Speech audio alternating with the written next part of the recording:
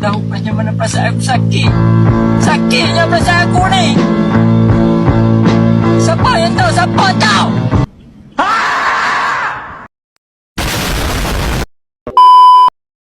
Assalamualaikum warahmatullahi wabarakatuh.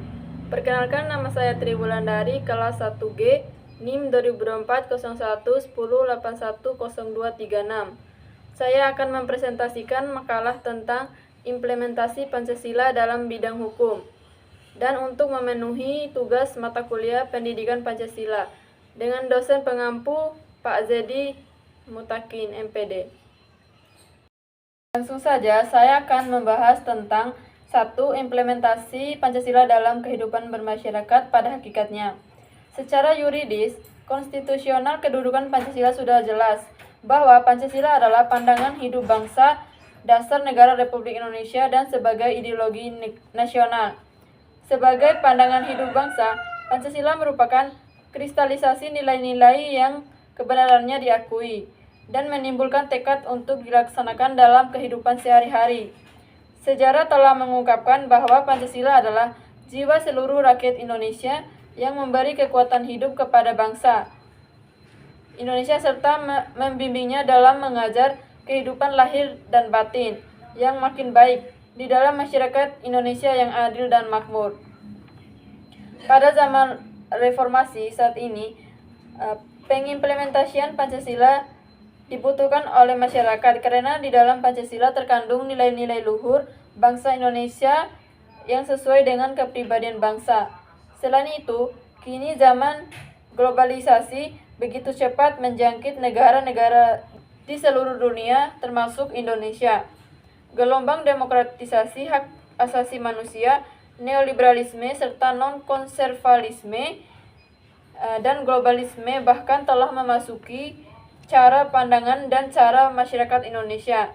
Hal ini demikian bisa menyingkirkan Pancasila dan dapat menghadirkan nilai dan ideologisme baru yang bertentangan dengan kepribadian bangsa.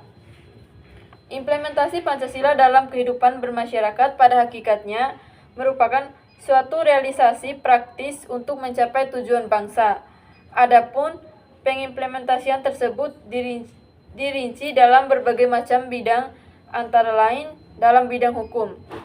2. Implementasi Pancasila di bidang hukum.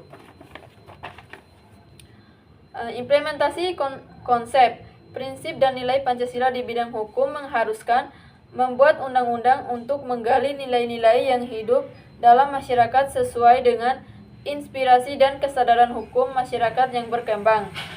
Dalam hal telah disepakati, nilai-nilai Pancasila yang universal itu dijabarkan dalam bentuk norma-norma yang jelas, dikaitkan dengan tingkah laku masyarakat dalam melaksanakan kehidupan berbangsa dan bernegara. Berdasarkan pada hakikat sifat kodrat manusia, bahwa setiap manusia adalah sebagai individu dan sekaligus makhluk sosial. Konsekuensinya, kita harus mengimplementasikan Pancasila dalam setiap aspek penyelenggaraan negara dan setiap sikap dan tingkah laku masyarakat dalam melaksanakan kehidupan berbangsa dan bernegara. Karena itu, bagi bangsa Indonesia, mengimplementasikan Pancasila adalah suatu keharusan baik moral maupun yuridis. Dalam hubungan ini, kita diingatkan oleh kata-kata yang bijak dari Prof.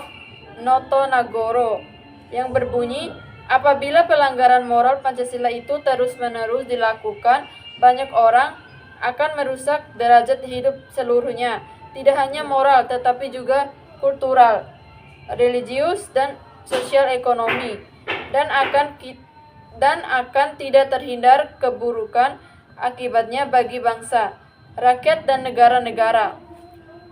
Ditinjau dari segi filsafat hukum, maka hukum digunakan untuk mencapai keserasian, kedamaian, dan keadilan, dengan menegaskan bahwa Pancasila adalah sendi keserasian hukum.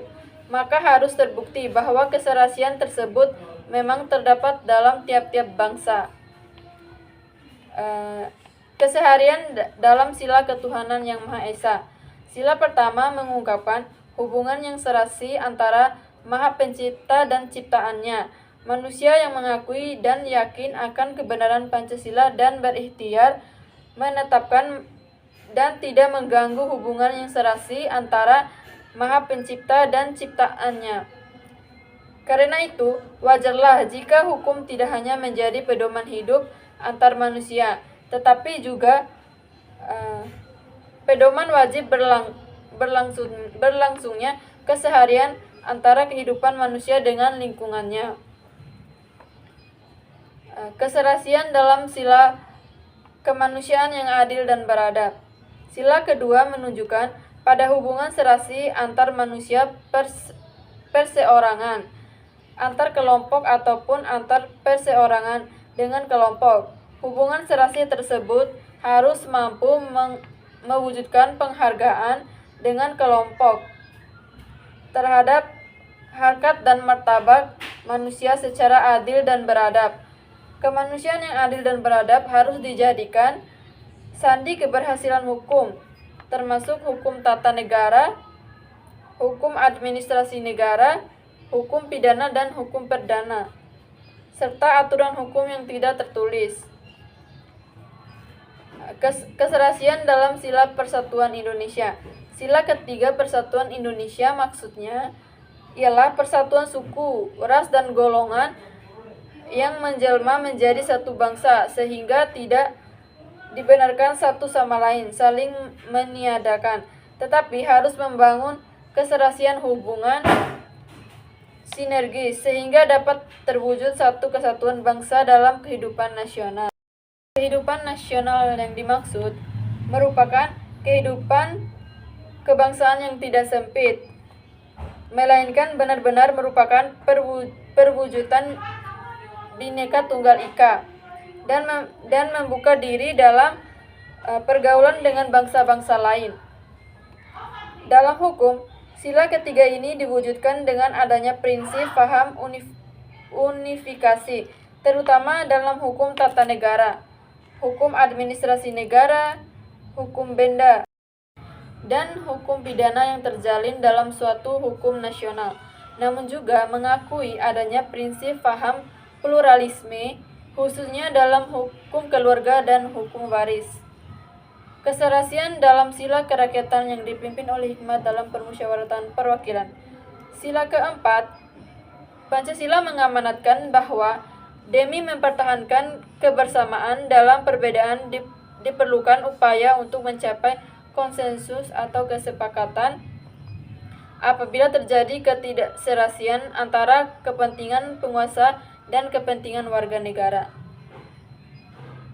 yang pada dasarnya adalah ketidakserasian hubungan antara kekuasaan dan kepatuhan, maka harus diselesaikan dengan musyawarah dan mencapai mufakat. Keserasian dalam sila keadilan sosial bagi seluruh rakyat Indonesia. Sila kelima Pancasila terarah pada tujuan untuk mewujudkan keadilan sosial bagi seluruh rakyat Indonesia secara serasi, rohaniah, dan jasmaniah, serta merata dan berkeseimbangan. Dalam hukum harta kekayaan atau hukum ekonomi harus diutamakan keserasian rohanian dan jasmanian, serta keselarasan antara kebebasan dan ketertiban demi terwujudnya keadilan sosial. Dari pembahasan yang saya bahas dari tadi, dapat disimpulkan Pancasila merupakan pandangan hidup dasar negara dan pemersatu bangsa Indonesia yang majemuk. Visi ini dapat terjadi karena perjalanan sejarah dan kompleksitas keberadaan bangsa Indonesia yang seperti keragaman suku, agama, bahasa, daerah, pulau, adat istiadat, kebiasaan, budaya, serta warna kulit jauh berbeda satu sama lain, tetapi mutlak harus dipersatukan. Oleh karena itu, pengalamannya dimulai dari setiap warga negara Indonesia, setiap penyelenggaraan negara yang secara meluas akan berkembang menjadi pengalaman Pancasila. Oleh karenanya, pertahankan dan keamanan negara harus mengimplementasikan nilai-nilai yang terkandung dalam sila-sila Pancasila. Dan akhirnya, agar benar-benar negara meletakkan pada fungsi yang sebenarnya sebagai suatu negara hukum dan bukannya suatu negara berdasarkan atas kekuasaan. Mungkin itu saja yang dapat saya sampaikan. Lebih dan kurangnya saya mohon maaf. Wabillahi taufiq wal hidayah. Wassalamualaikum warahmatullahi wabarakatuh.